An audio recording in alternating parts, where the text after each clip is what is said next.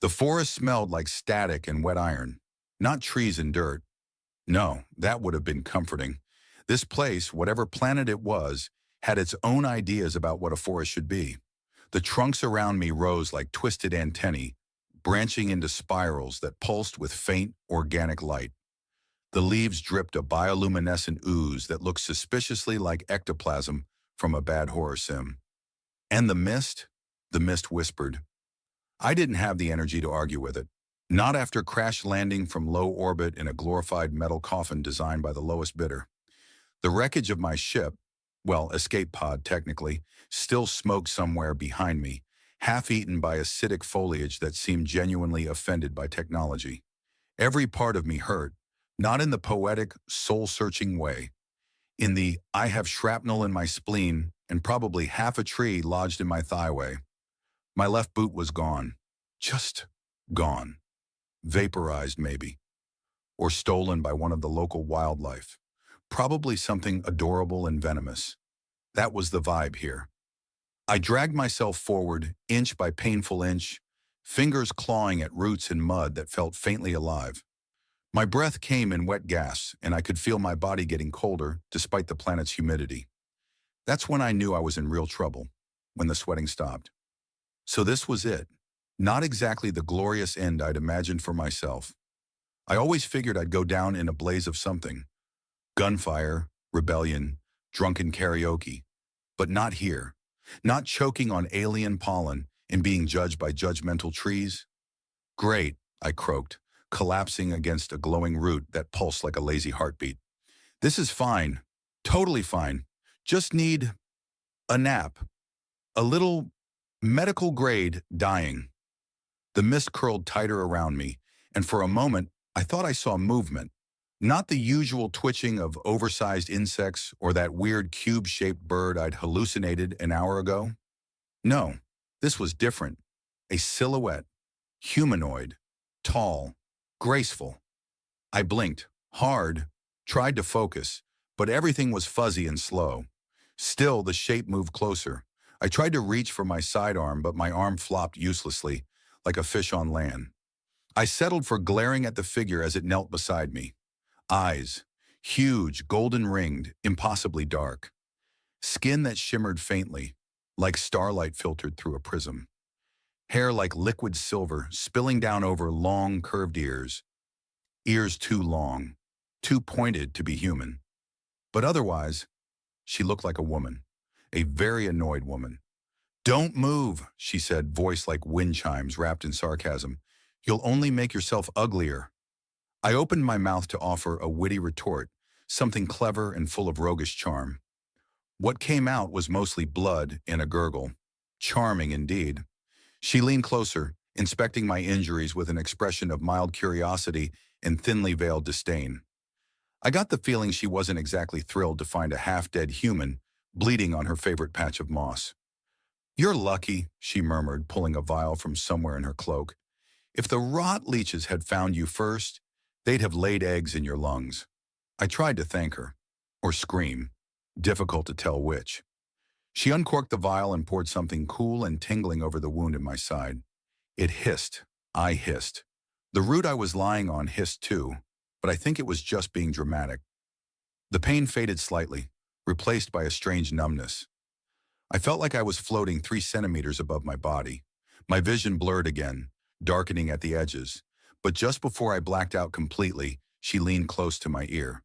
Her breath was warm, carrying the faint scent of ozone and mint. And then she whispered my name. Not the name I used on forged ship papers or bounty lists, not the name buried in black ops reports or the ghost ID files of the Colonial Drift. My real name, the one no one was supposed to know, the one I'd cut from my own history. My eyes snapped open, but she was already standing again, already fading into the mist like a memory. The forest swallowed her up, along with whatever ghost she rode in on. And I was left there, frozen, not from fear, not from pain, but from the weight of something far heavier. Recognition. I came to with a start. Night had fallen, and the forest had changed. Where before there'd been glowing roots and whispering mist, now everything pulsed with low-frequency hums and shifting shadows. It felt like the trees were syncing to a rhythm I couldn't quite hear. Either that or my brain had finally surrendered to the ambiance. I tried to sit up and failed, then tried again and succeeded a little too enthusiastically, slamming my head into a low-hanging branch. "Oh, good," I muttered, rubbing my forehead. "A concussion. Just what I was missing. Wonder if they have a loyalty program." That's when I noticed something pressed into my chest. A leaf intricately folded into a shape, like an alien crane or a particularly fancy dinner napkin. Tucked inside was a strip of cloth. My boot tag. She'd taken it. Why? Souvenir? DNA sample? Shoe fetish? I couldn't dwell on it long. Something skittered nearby. Too fast. Too many legs. I groaned, flopped onto my back, and stared up at a sky full of unfamiliar constellations. Somewhere up there, people were probably drinking synthetic cocktails and arguing about quantum art. Me? I was bleeding in a forest full of bugs that glowed and possibly spoke Latin. But she'd said my name. That wasn't a hallucination. It couldn't be. Unless the rot leech larvae had hatched and were messing with my synapses? That'd be ironic. "I swear," I said aloud to no one, "if this ends with me marrying a long-eared forest ninja, I'm going to need a raise. Or at least a snack." And then, mercifully, unconsciousness took me again. Pain was still there when I woke up, but it had changed its personality. Less screaming, more passive-aggressive muttering. Like it knew I wasn't going to die immediately and was annoyed about it. I was lying on something soft that moved, not in the gentle, cloud-like way, but in the I might be an organic mattress and occasionally twitch way. There were vines wrapped around my limbs, but not tightly, more like a polite, restraining hug. Ambient light spilled in from the ceiling, filtered through dense layers of glowing leaves. The air smelled like fermented honey and burnt wires. I groaned. Something chirped in response. Definitely not a bird. It sounded like someone had taught a microwave how to gossip. A figure moved into view carrying a tray made of bark and what looked like sizzling meat of very questionable origin. Her again. Long silver hair now braided to one side, a few strands stuck to her cheek as she knelt beside me. Her ears twitched. "You're awake. Damn, I was 2 minutes away from declaring you decorative." I tried to sit up. My torso disagreed violently. "Easy," she said, pushing me back down with a hand that felt deceptively gentle. "Your organs were trying to unionize. I had to do some very persuasive surgery. I don't remember consenting to that. You don't remember drooling on my floor either. But here we are." The meat on the tray hissed again. I narrowed my eyes at it. "Is that food or a test?" "Both. Eat it and live. Or don't, and we'll see if the healing worms get hungry." "You're joking." She held up a clear container. Inside, 3 pale, wriggling things turned in slow circles like lazy ballet dancers. One waved a stumpy appendage at me. It might have been a threat. Or a thumbs up. I took the meat. It tasted like someone had deep-fried regret and added a hint of citrus. I ate the whole thing anyway. "Name?" she asked, sitting cross-legged beside me. "Which one?" She tilted her head. "I have a few," I said. "Depends on the crime and the planet." "You have too many teeth to be this smug," she muttered. "Start with the one you'd want written on your grave." I hesitated, then muttered the name she'd whispered in the forest. "The real one." She didn't react, just nodded. "Good. Now we can skip the dramatic confrontation where I reveal I know more than you, and you panic and try to shoot me." "Tempting," I said, "but my gun's probably being digested by a tree right now." "Oh, absolutely," she said. "I watched it melt. Scream like a little laser baby. I like that gun." "You shouldn't have named it Sparkles." There was silence for a moment. Outside the hut, I could hear the distant calls of animals that had definitely evolved under the influence of poor decisions and possible radiation. "You never told me your name," I said. "I never will." She stood brushing off her pants. Woven fabric, earth style, which meant either fashion piracy or she'd spent time among humans. She turned, smirking over her shoulder. "Call me Ayla. Everyone does, except people I have to shoot." "Nice. Sounds exotic." "It means one who tolerates idiots." "Ah. I renamed myself recently." I chuckled, then winced. Laughing still pulled on stitches somewhere deep in my liver. She moved to a panel on the wall. Not wood, metal, alien tech, half grown into the tree itself. It unfolded at her touch, lighting up with runes and glyphs that danced like they were performing for her. The interface looked alive. "This place isn't just your forest Airbnb," I said. "Nope, it's a crashed scout vessel from before your people figured out orbital hygiene. I repurposed it. Trees don't mind." "You live in a crashed ship wrapped in forest?" "Better than a studio pod with recycled air and a broken coffee synthesizer." "Touché." I watched her for a moment. She moved like someone who'd spent too much time being hunted and not enough time being believed. There was something about the way she checked the console. Habitual, careful, expecting danger at every flicker. "You knew me," I said. "Before." She didn't answer right away. "You said my name. My real name. You couldn't have found it on any registry. I made sure of that." "Registries are easy to burn," she said. "Memories aren't." Something heavy settled in the air. Then she added, "Unless you drink heavily and hit your head a lot, in which case, you're doing great." "Thanks, I pride myself on selective amnesia." She tapped a final command into the console. A low hum filled the room. Outside, several of the trees shifted subtly, their branches forming a kind of antenna array. A pulse shot up into the sky, visible even in daylight, a soft blue beam swallowed by clouds. "What was that?" I asked. "Scanner ping, trying to see who's watching this sector." "And who is?" "Someone who doesn't want you alive." "Great, can't wait to meet them. Maybe we'll hug it out." She didn't smile this time. Just walked over, sat beside me again, and pulled a small syringe from her belt. "Time for your meds," she said. "I don't trust needles." "This isn't a needle," she said. "It's a micro-injection harpoon, designed for elephantine scalefish. Hold still." I held still. The jab was fast, cold. I felt the meds spread through my bloodstream like fizzing lightning. "What was in that?" "Stuff to keep your organs from exploding when you move." "Useful. What happens if I miss a dose?" "You won't. I like having someone around who complains more than I do." I leaned back, feeling my body stabilize a little more with each passing minute. The pain was still there, but now it was a background actor. I looked at Ayla, at the long curve of her ears as they twitched toward every sound, and the glint in her eyes when she pretended not to care. "I still don't know how you knew me." "You will." "Is that a threat or a promise?" "Yes." I laughed again. This time it hurt less. Maybe the worms really were helping, or maybe I was just doomed enough to start enjoying myself. The thing about alien forests is that they don't follow Earth rules. Gravity flickers like a mood swing. Paths you swear you just walked vanish. And once I swear to every god in the Terran pantheon, a tree winked at me. I didn't even know bark could wink. Ayla walked ahead like none of this mattered.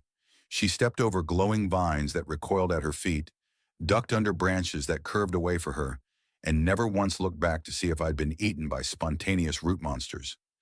I was limping 2 steps behind, holding my side with one hand and a crude walking stick with the other, a gift she'd carved using a plasma scalpel and way too much sarcasm.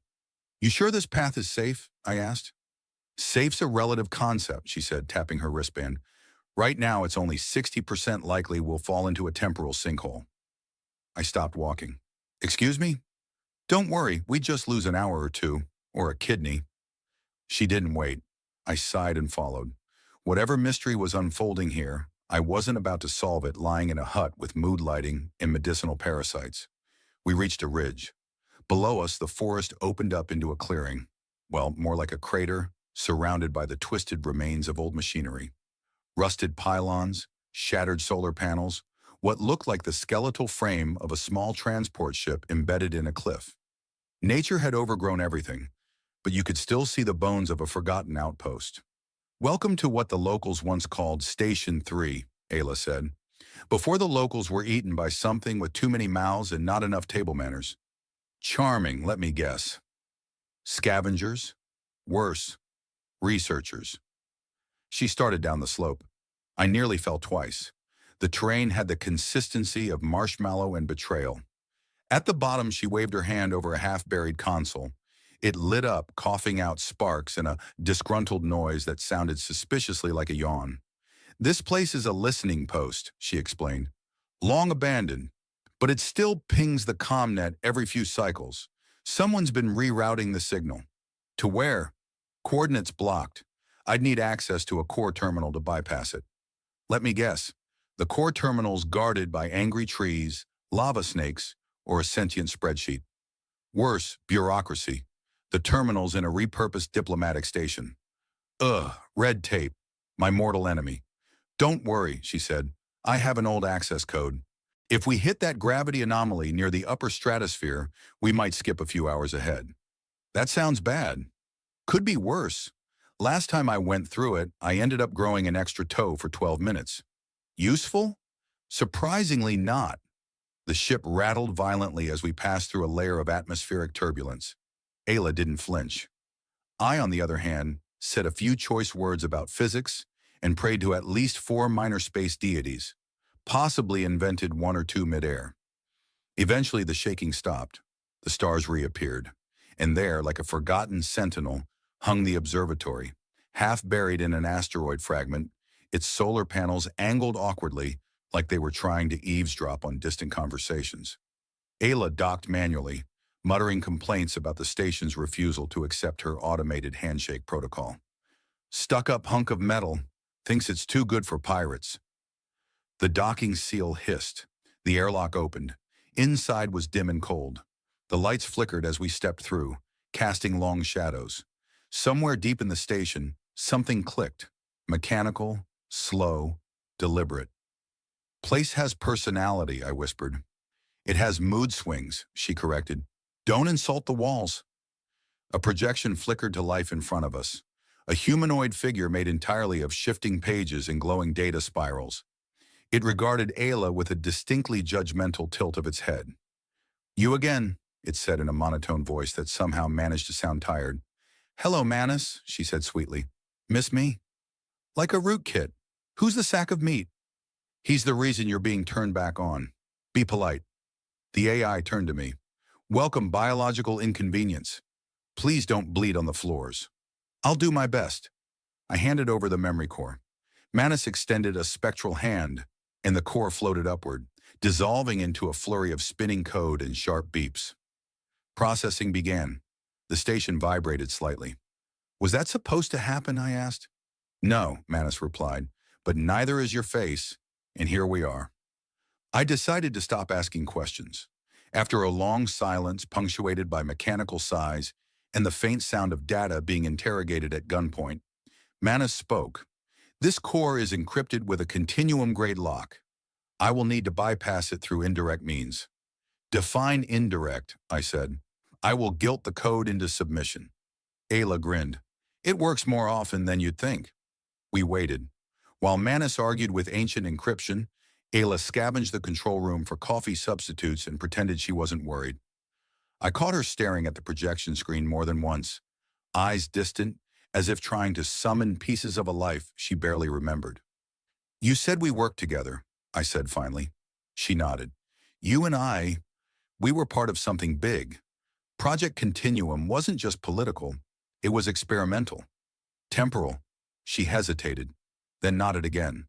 "Not just memory suppression. They were testing something that bent time. Not fully, just enough to erase unwanted outcomes, to edit mistakes. Dangerous tech. World-ending tech. Why us?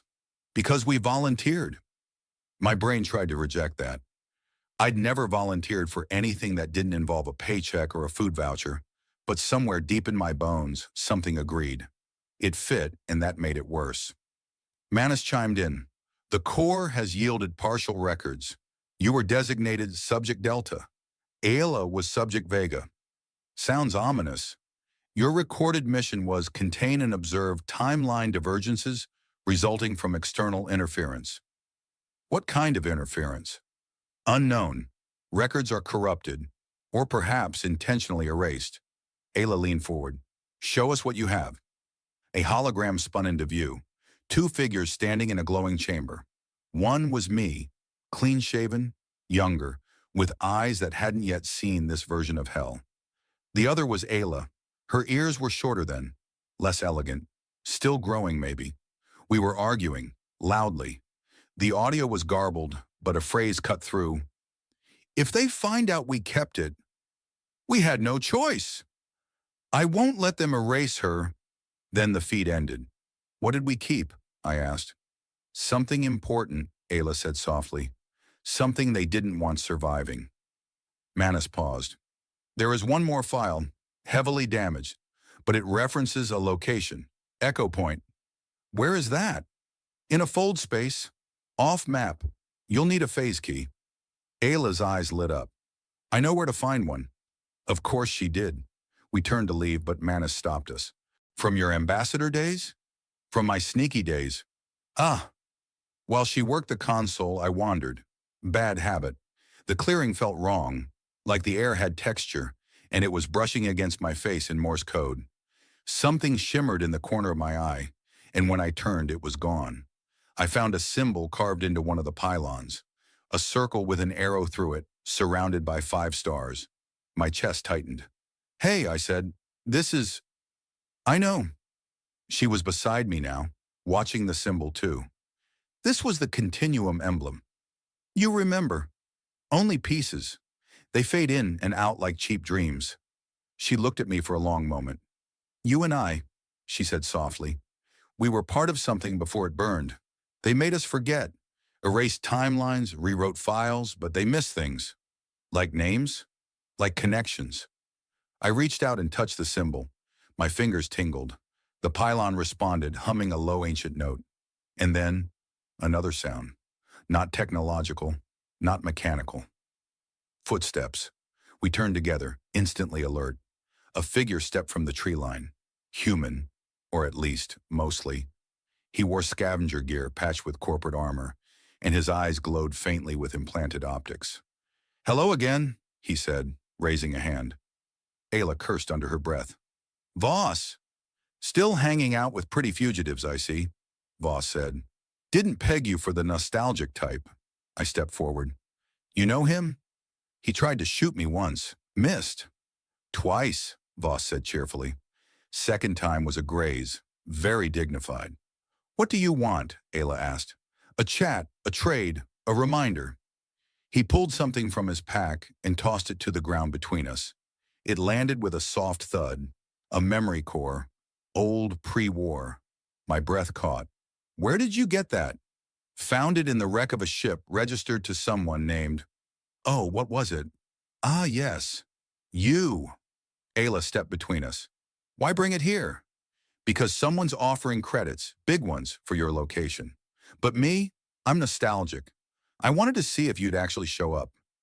You always were a sucker for drama, she muttered. Voss grinned. Says the woman who lives in a haunted forest with glowing parasites. Don't be jealous. You couldn't handle my parasites.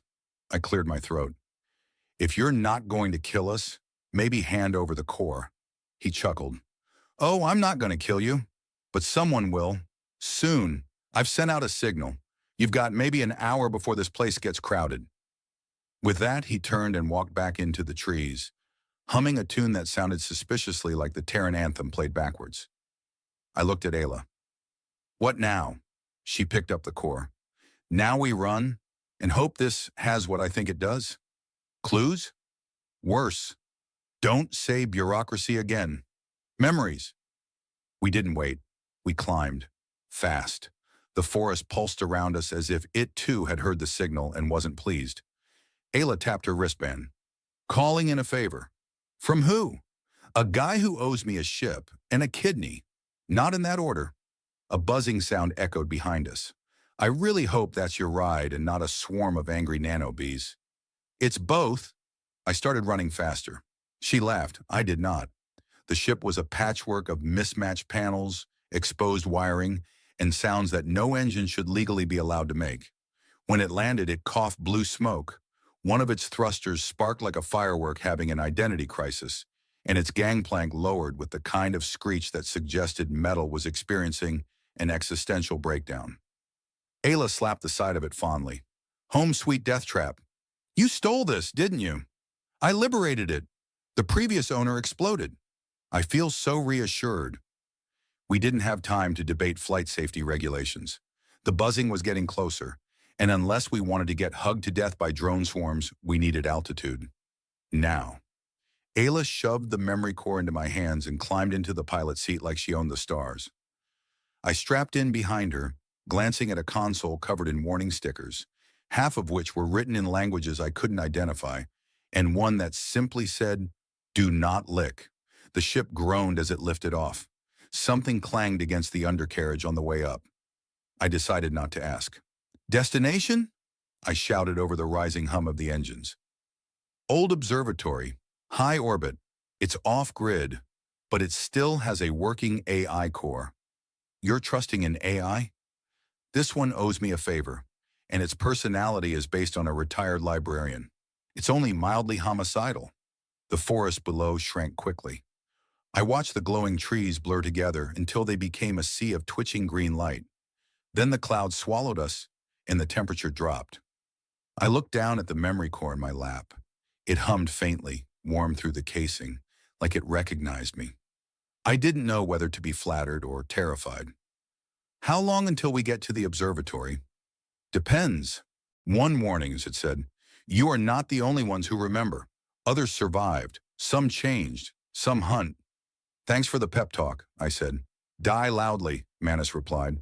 We boarded the ship again. Next stop, Echo Point. And possibly everything we were never meant to remember. We dropped into fold space like a coin into a cosmic vending machine, violently and with no refunds.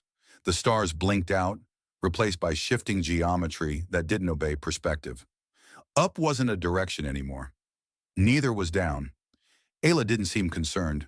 She piloted like she was driving through a fog bank on her homeworld, calm as quantum turbulence swirled around us. "You know, most people would scream during this part," I said, clutching my seat. "Most people don't have inner ear implants," she replied. "You still scream like someone stole your snack bar." Because someone did steal my snack bar. "You crashed a ship into a forest. Snacks are for survivors."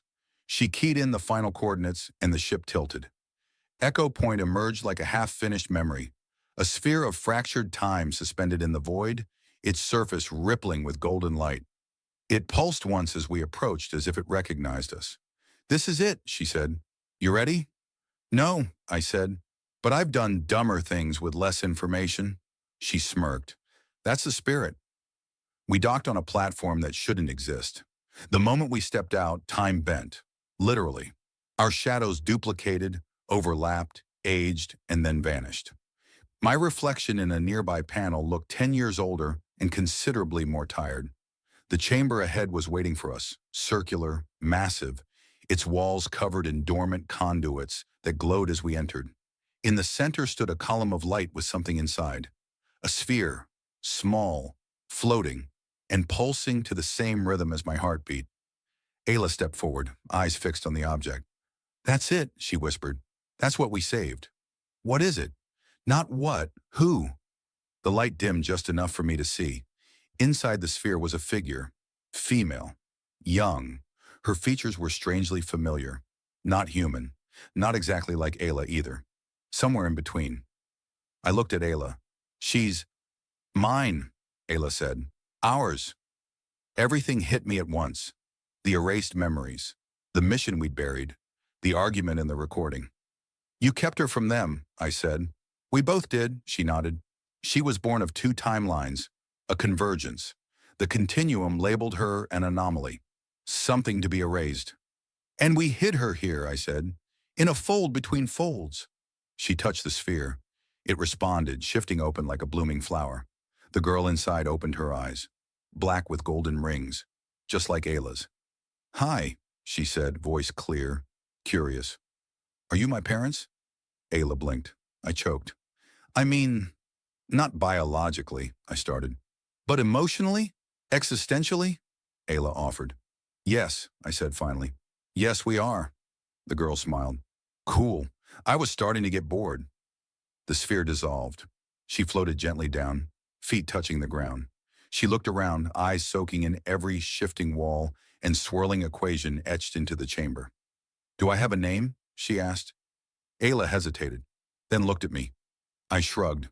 "We're already fugitives. Why not let her name herself?" The girl grinned. Okay, then I want to be called Nova. Nova it is, Ayla said. Starborn, chaos-infused, unpredictable. Like her parents, I added. Nova turned toward the door. So what now? Are people going to come after us? Yes, Ayla said. Definitely, I added. Nova thought about this. Can we blow them up? Ayla beamed with maternal pride. Absolutely. We left the chamber. The station began to shake as the timeline tried to adjust. I felt memories snapping back into place like puzzle pieces finding their way home. I remembered her. I remembered everything. The mission, the fear, the sacrifice, and why we did it. I wasn't just a runaway anymore. I was a protector, a builder of futures. We reached the ship. Ayla handed me the pilot controls. Me, I said. You've grown, she replied, and I'd like to see if you've learned how not to crash. No promises, I muttered, but I took the seat anyway. Nova sat between us, humming a tune she probably hadn't heard from any universe we knew. Where to now, I asked. Anywhere, Ayla said. Everywhere, Nova added. I fired up the engine. The stars opened up in front of us, and for the first time in a long time, I didn't feel lost. The twin suns of Zalara 9 had barely kissed the edge of the horizon when the victory ceremony began, casting long, shimmering shadows across the crystal spires of the royal court. The courtyard was alive with light. High-orbit drones traced golden trails across the violet sky. A choir of synthetic nymphs sang harmonics in 3 languages, and the air itself had been scented with euphoric molecules that made everyone just a bit more impressed with everything. It was, by all measures, an ostentatious spectacle, one fit for a princess who had just triumphed in the galactic challenge, an ordeal of mind, muscle, and moral calculus that had seen monarchs combust, generals outwitted, and one unfortunate ambassador turned into a sentient shrub. Princess Valira stood at the heart of it all, as still and radiant as a statue carved from starlight. Her gown shimmered with woven nebula silk, and her long, pointed ears caught the glow of the rising moons, like the blades of crescent knives. Her face was unreadable, save for the barest hint of amusement tugging at the corner of her lips. It was the kind of expression that said, I know something you don't, and it's probably going to make your eyes pop out. The High Chancellor stepped forward, his voice amplified by a floating orb that also played a soft flute accompaniment for no discernible reason. Valira of House Solathar, scion of the Moonspine Crown, you stand before the 5 powers of the known stars, victorious and unbroken. As is tradition, the victor may choose a reward. Anything within our reach, artifact, world, title, fleet, speak your desire. A hush fell like a velvet guillotine. Across the spires and balconies, nobles leaned forward in anticipation. What would she ask? The refracted blade of Kunsel? A private moon forged from sapphire?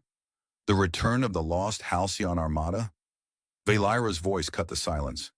I choose the human. You could have dropped a neutron core in the center of the court and gotten a quieter reaction. Not a breath. Not a blink. The Chancellor blinked twice, his ceremonial pupils dilating in confusion. I beg your pardon? She gestured, and all eyes turned, like sensors locking onto an anomaly, toward the outer ring of the court. There, standing beside a tall dessert fountain and holding a half-eaten zenth fruit, was Jalen Marr. He had grease on his boots, his hair looked like he'd styled it using vacuum static, and his uniform still bore the name tag from the Food Logistics Division. He was not royalty. He was not famous. He was not even standing straight. Jalen froze as every eye in the galaxy seemed to focus on his mouthful of fruit. He slowly swallowed, wiped his hand on his pants, and said with maximum uncertainty, Hi? The nobles erupted. A cacophony of disbelief, outrage, and speculative gossip exploded like 1,000 irritated datapads crashing at once. Members of the Ilari court gasped so violently they caused a minor oxygen imbalance. A Pyrrhian dignitary short-circuited from emotional overload. Somewhere in the distance, a sentient bonsai tree emitted a puzzled chirp, and Jalen, who still wasn't entirely sure what the galactic challenge even was, shifted awkwardly and whispered to a nearby guard, Is this like one of those reality court shows? Because I didn't agree to be on camera. Valira remained perfectly serene. I request his presence, she repeated, as my reward. The Chancellor looked as though he might spontaneously resign or melt.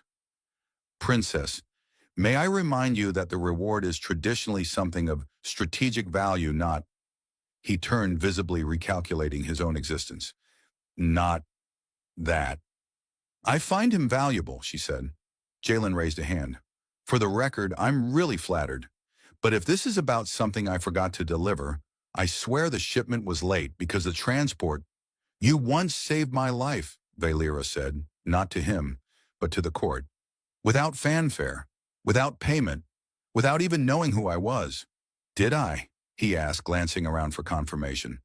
Because I feel like I would have remembered that. The court murmured with the dull roar of scandalous uncertainty.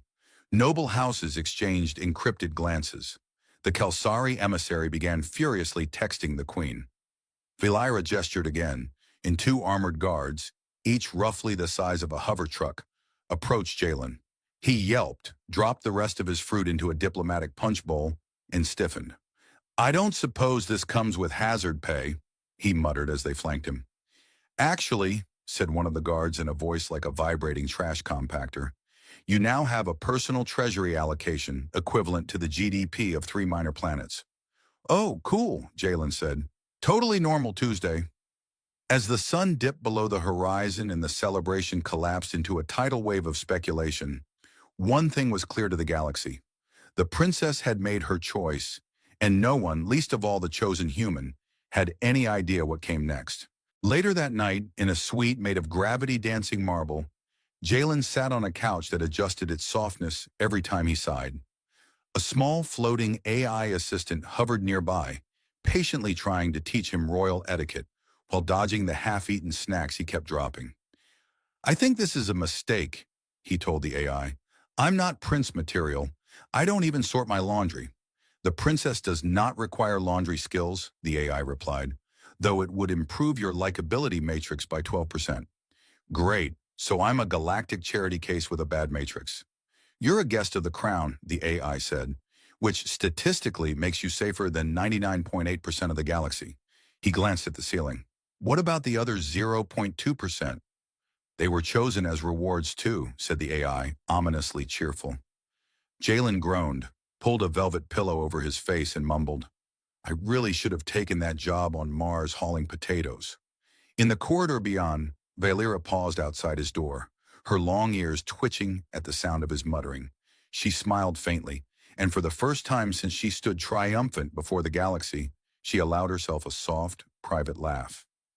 The royal palace of Solathar floated 300 meters above the jeweled oceans of Verelium Prime, anchored by anti-grav monoliths and stitched into the clouds like a cathedral lost in a dream. It had taken 17 architects, 4 sentient AI, and 1,000 workers across 2 centuries to finish it. Jalen Marr walked into it wearing boots he'd cleaned with a napkin and a uniform he'd accidentally ironed with a plasma heater. The guards didn't seem to mind. They barely blinked. They'd seen weirder. Last week, someone had tried to infiltrate the palace disguised as a sentient fruit basket. He was led through halls where the floors shimmered with embedded constellations and the walls pulsed with calming frequencies meant to suppress anxiety. It wasn't working. Not because the tech was faulty, but because Jalen's anxiety had long since evolved into something immune to logic. He passed hovering art pieces, ceremonial drones rehearsing their choreography, and at least 3 statues of the princess carved from memory reactive stone. One of them winked at him. He decided not to mention that. When he reached his new quarters, a soft chime played and the doors unfolded like flower petals. Inside was a space larger than most interstellar freighters. A garden hummed with bioluminescent vines. A reading chamber floated a few inches off the ground. A personal chef bot was already preparing something called triple phase pudding in case he was hungry.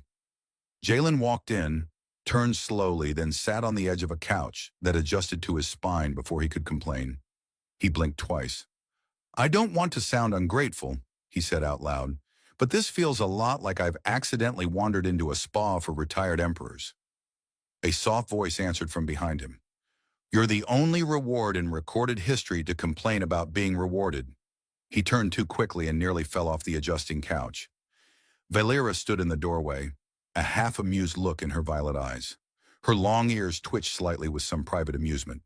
Her attire was simpler now, still elegant, but more real, the kind of garment that said, "I'm still a princess, but I might also throw a knife at your head if necessary." "I'm not complaining," he said, standing up and forgetting to bow. "I'm just narrating, nervously." "I remember," she said, stepping in. "You were always narrating, even during that firefight on Karas 10. You called a thermal detonator a spicy bowling ball." "Well," he shrugged, "it looked like one." "You saved my life," she said plainly. "I saved a lot of lives. I didn't know one of them was royal. I mean, you weren't wearing a sash or anything." "I was undercover," she said, brushing a strand of hair behind her ear. "Your ship was stationed nearby. You broke protocol, ignored orders, and rushed in alone. I also sprained my ankle falling off a cliff. That part never makes it into the stories." "Which is why I chose you," she said. Jalen blinked. "Because I'm clumsy? Because you didn't know who I was, and you saved me anyway." He scratched his head. "Okay, but just so we're clear, there were other options, right? Like you could have asked for a dragon, or an anti-matter yacht, or an army of battle snails or whatever." "I could have," she said, "but I didn't." There was a pause, a long one. It stretched between them like a bridge built from awkward silence. Then Jalen said, "You don't want me to marry you, right? Because I'm just a logistics guy. I don't know how to, attend galas or dance without hurting someone." Her smile was so subtle it almost wasn't a smile at all. "You're not here to dance." "Oh, good," he said, exhaling. "Because I once tried ballroom on a bet and ended up knocking over a diplomatic envoy. You're here because I owe you a life. And I don't believe in unpaid debts." He hesitated. "So this is like a very elaborate thank you card?" She considered that. "In essence, except this thank you card comes with diplomatic immunity, planetary access, and a suite of translators who will follow you discreetly in case you insult anyone." "That's more generous than the average card," he said. She turned to leave, then paused. "Dinner is in 3 hours. There will be questions. I suggest you come up with at least 3 lies about your background that sound impressive, but are impossible to verify." "I already have 2, he said. "I once wrote a teleporting yak, and I invented a dessert called fizz cake that explodes when you chew it." She tilted her head. "You didn't?" He grinned. "But they can't prove that." When she left, Jalen flopped back on the couch and groaned. The chef bot handed him a glowing spoon. He looked at the pudding. It pulsed gently, like a living heart. "Am I supposed to eat this?" he asked.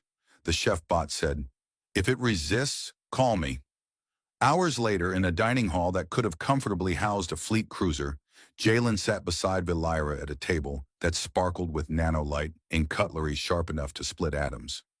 Nobles, politicians, and alien dignitaries watched him like a hologram glitch they couldn't explain. A noble from the House of Varn clicked her claws. "So, human, are you some kind of secret champion?" Jalen smiled. "Only in bar trivia." An ambassador asked, "What is your species' primary cultural export?" "Regret," he said, "and terrible pop music."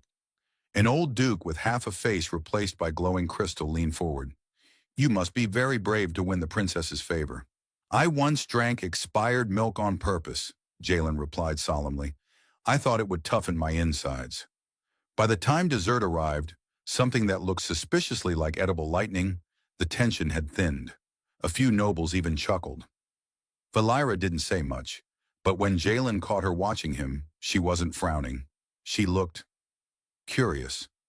As the guests departed in floating chariots and teleport arches, Jalen lingered at the balcony overlooking the stars. Valera joined him, her eyes reflecting the galaxy like twin nebulas. "You did well," she said. "I didn't get disintegrated. I call that a win." "They're still confused. They'll whisper, try to undermine you." "Let them," he said. "If I survive pudding that thinks it's alive, I can handle gossip." She studied him for a long moment. "I think I made the right choice," she said. He nodded. "I hope so, because I've already stolen 3 towels and 1 very fancy spoon." Her laughter was soft, unexpected, And far above, in a satellite dish the size of a small city, someone was watching, recording his face, scanning every word, and sending it to someone who very much did not approve of humans being chosen as anything other than pawns. The morning began with a crisis, not a galaxy-ending one. Those were usually scheduled for Wednesdays, but a diplomatic miscommunication that resulted in the palace's east wing being flooded with edible foam and one very confused trade envoy believing he'd been promoted to supreme snack overlord. Jalen, still trying to figure out how to properly wear his new ceremonial tunic, it had 6 sleeves and no clear instructions, opened his door just in time for a rolling cascade of citrus-scented bubbles to barrel into him. He lay on the floor, soaked, blinking at the ceiling. At least it's lemon. Valera found him 5 minutes later, standing in a corridor ankle-deep in dessert foam, talking to a cleaning droid that kept offering to exfoliate his emotions. She said nothing at first, only raised one delicate eyebrow, then produced a small crystal that beeped once and instantly deactivated the foam with a sizzling hiss. "Morning," Jalen said cheerfully, wringing out his sleeve. "Did you know this stuff is flammable if you sneeze hard enough?" "I'm beginning to suspect the palace may not survive you," she replied. "That's a strong maybe." There wasn't time to scold him further. A summons had arrived during the foam incident, from the Triumvirate Council no less, an ancient, rarely invoked tribunal of the 3 most powerful systems in the Zalara coalition. The princess's choice of reward had rippled far beyond the palace walls. Some viewed it as a threat, others a scandal, and a few with a kind of panicked curiosity usually reserved for scientific discoveries that could either revolutionize medicine or explode the moon. They arrived at the Sky Vault, a transparent sphere suspended in the upper atmosphere, constantly rotating to give the illusion of standing still while the planet turned beneath it. The council members sat in a triangular configuration, one wrapped in a cocoon of living silk that translated her thoughts into colored gas, one a former general whose brain had been uploaded into a synthetic tiger-shaped body, and one a tiny amphibious being inside a humanoid exosuit whose translator glitched whenever he tried to pronounce human. Jalen took one look at the setup and whispered to Valera, "If they ask for my credentials, I'm telling them I'm a space plumber with cosmic anxiety. They may find that charming. Or grounds for vaporization." The General Tiger leaned forward, mechanical eyes whirring. "Human, you have been elevated to the highest circle of influence in our system. Do you understand the political implications?" Jalen smiled tightly. "Roughly as much as I understand warp field algebra, which is to say, not at all." The amphibian's translator hiccuped. "Is the Chozi chosen, is he a threat, a manipulatable anomaly, or an accident?" "Let's say I'm a strategic surprise," Jalen offered, "like a banana peel in a war zone." The silk cocoon ambassador released a puff of blue-green mist. Valera translated calmly. "She says that in ancient traditions, unexpected bonds are often seen as signs of greater change," the general snorted, "or signs of desperation." Valera's voice remained cool. "Or wisdom. He saved a life without knowing its value. That is something rare enough to deserve attention, not suspicion." Jalen tried not to smile at that. He failed. "Also, I make great sandwiches. That's got to count for something in galactic stability." The Tiger General narrowed his eyes. "We will be watching." "That's very comforting," Jalen replied. "Do I get a sticker?" The amphibian buzzed furiously. On the shuttle ride back, Jalen flopped into a seat. "I don't think they liked me." "They didn't disintegrate you," Valera said. "That's practically a love letter." "I think the silk one winked at me. Or maybe she was threatening me in gas form. Either way, I'm oddly flattered."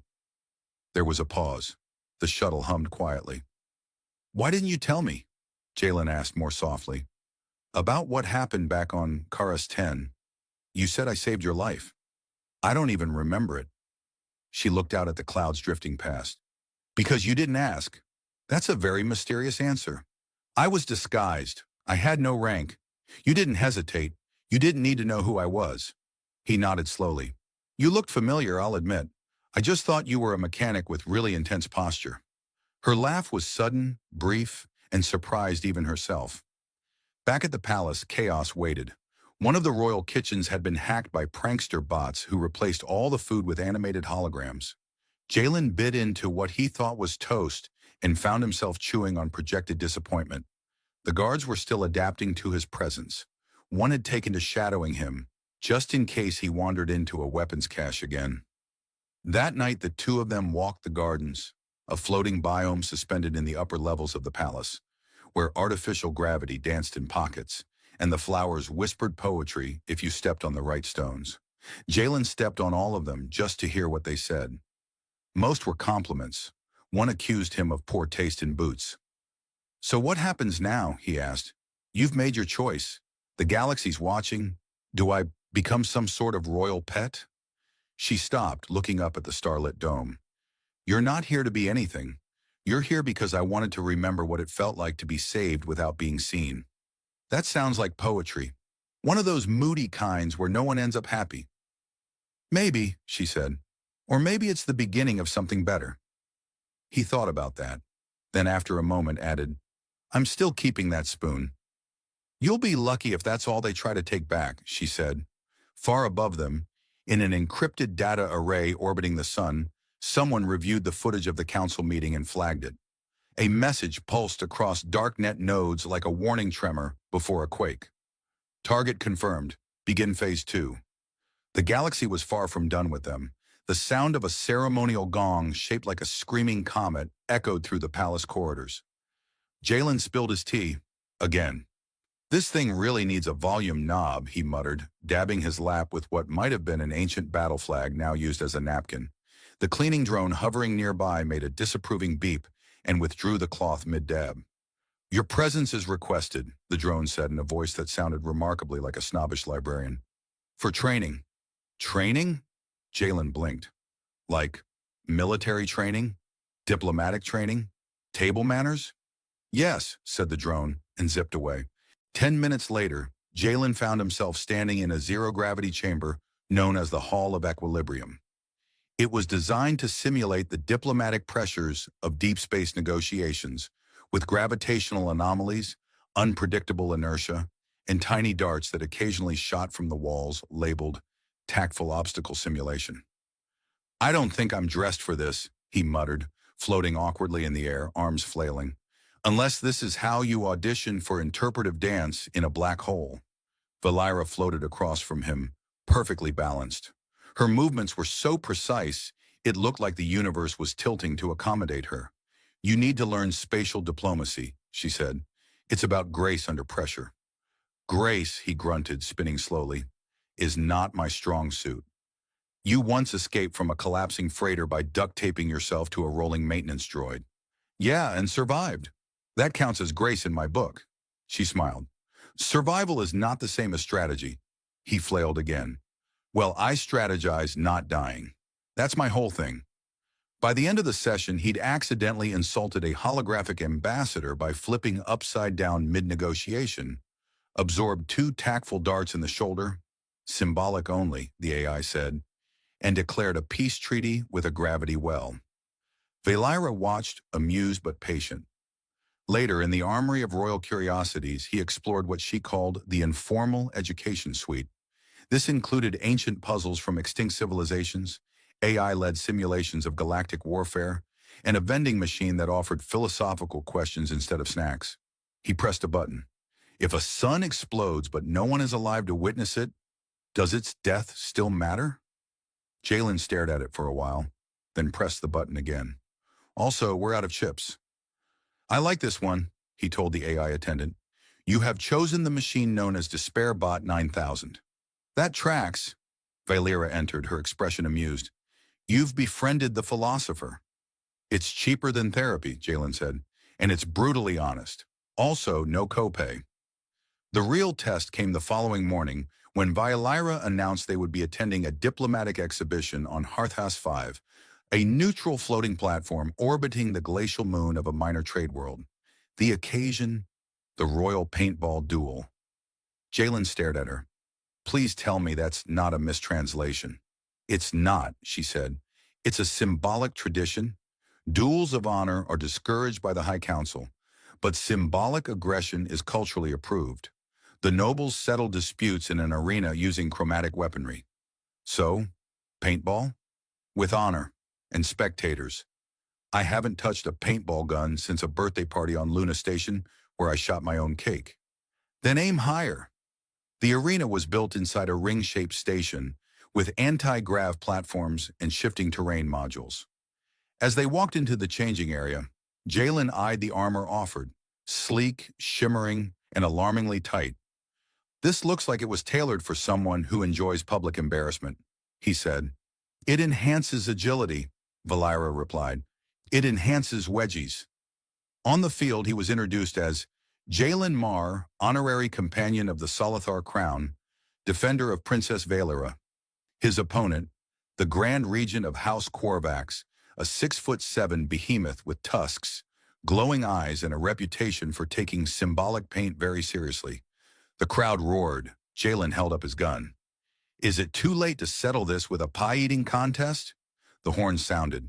Chaos erupted. Paintballs flew in luminescent arcs. Violet, emerald, plasma blue. Jalen dove behind a structure that immediately folded into a couch. He took cover, rolled the wrong way, and accidentally triggered a terrain shift that launched him 15 feet into the air. Definitely symbolic, he grunted mid-flight. The Regent was a walking turret, stomping through the field, splattering opponents with ruthless precision. Jalen, meanwhile, was shot 3 times before his gun even worked. His armor turned pink. Then something shifted. A drone banked too sharply, clipped a platform, and spiraled. Jalen dove to catch it, paint gun forgotten, and managed to stabilize the drone just before it hit the ground. The crowd gasped. The Regent paused, stunned. Jalen looked up, drone in his arms, paint dripping down his face. That counts as points, right? By the end of the match, he'd only scored 2 hits, one of which accidentally marked the Regent's forehead. The other hit a referee. Technically not illegal. The match was called a chaotic victory, which according to tradition meant both sides were declared equal. Jalen was applauded for unorthodox courage and given a small golden fish. Back on the shuttle, he turned it over in his hand. Is this alive? It's symbolic, Valira said. They believe good fortune swims. He looked at her. You really planned this whole thing? I trusted you to be unpredictable. I delivered. She leaned back, watching the stars pass. You made them laugh. They'll remember that. Better than being remembered for splattering myself. Silence passed between them again, this time lighter, comfortable. He looked at the fish again. It blinked. Somewhere far beyond the stars, in a chamber with no doors and walls that pulsed like a heartbeat, a voice spoke into the dark. He is gaining influence. Accelerate operations. Remove the human. The countdown began. Jalen knew something was wrong when his breakfast tray arrived armed. The silver dome lifted with a hiss, revealing not scrambled eggs or levitating pancakes, but a small plasma emitter disguised as a garnish sprayer. It blinked at him. He blinked back. Then both of them screamed. His was louder. A moment later, the tray was smashed against the floor, the emitter crushed under the heel of a palace guard who'd kicked the door open with professional flair. 2 more guards swept the room, shouting codes and acronyms that probably stood for definitely not safe.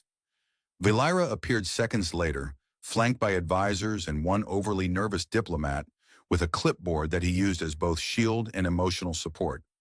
You've been targeted, she said calmly. By breakfast? Jalen asked. Is this a rebellion led by my toast?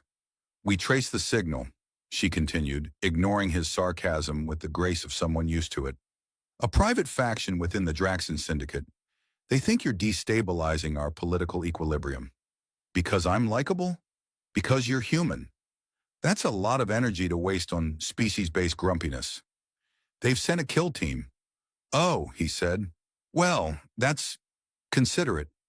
He was evacuated before he could finish his tea, shoved into a stealth pod, and launched into orbit, accompanied by a defense drone named Kiri, who was programmed to protect him and also give helpful daily affirmations. You are valued, Kiri chirped as the pod dodged an incoming missile. You are enough. Thanks, Jalen muttered, gripping the console, but I'd rather be less exploded. The pod landed in a forgotten observatory orbiting a dead star, long since abandoned by scholars and repurposed by the royal family as a bolt hole in case of emergency. The place was quiet, cold, and full of equipment that probably hadn't been dusted since the last empire fell. Valira arrived half a cycle later, her expression unreadable. "They think you're dead," she said. "Well," he said, unwrapping a ration bar shaped like a philosophical dilemma. "I didn't exactly make it easy to kill me. That breakfast had it coming." "We can't stay here," she added. "The observatory isn't secure. They'll search for anomalies." He watched her for a long moment.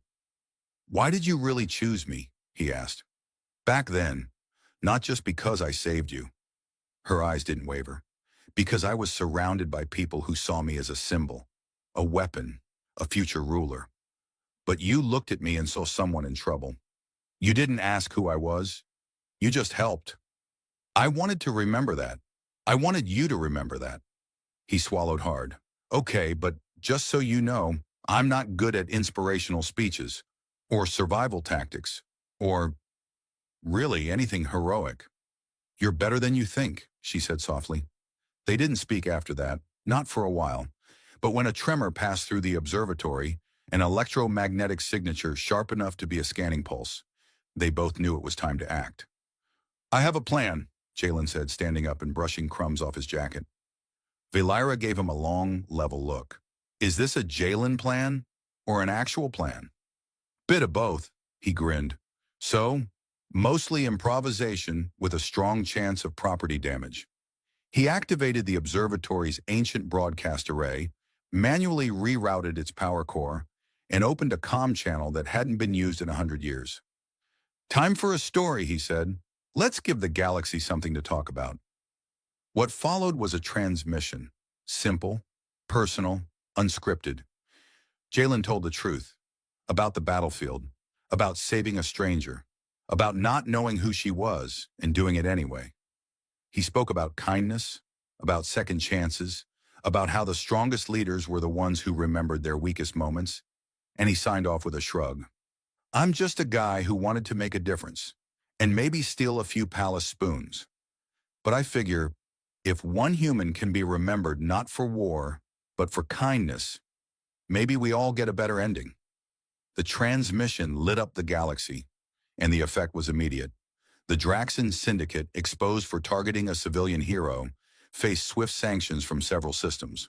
Protests erupted, not against Valira or Jalen, but in support of them. Children reenacted the paintball duel. Merchants sold edible commemorative spoons. The story became legend. The palace recalled them days later under high guard. Jalen returned to a hero's welcome, accidentally tripped on his own cape, and nearly knocked over a royal vase. It was, as Valira said later, the most authentic thing he could have done. In time, the political storm faded. Alliances shifted, old enemies grumbled and retired, and the galaxy, ever curious, ever chaotic, moved on. But Jalen stayed. Not because he had to, not because she owed him anything, but because the palace had grown used to his odd humor, his lack of pretense, and the fact that he'd once used a royal dinner knife to fix a broken atmospheric regulator. And Valira, she smiled more. Laughed sometimes. She even took time to walk the lower decks with him, to joke with the crew, to listen to the people whose voices never echoed in the high halls. He had changed, not into a prince, not into a hero, but into someone who no longer doubted why he mattered. One evening, on the terrace overlooking the twin moons, Jalen held up a small silver spoon and grinned. "Still got it." "You stole that from my mother's private quarters," Valira said. "Borrowed," he corrected. "You're impossible." "Statistically unlikely," he replied. They sat in silence after that, watching the stars drift by. Two lives entwined by accident, choice, and the quiet, extraordinary act of saving each other. And far, far away, in the long shadows between galaxies, the signal of his message still traveled, unfolding like a ripple, carrying a single truth across the void. That kindness, even in silence, can change everything.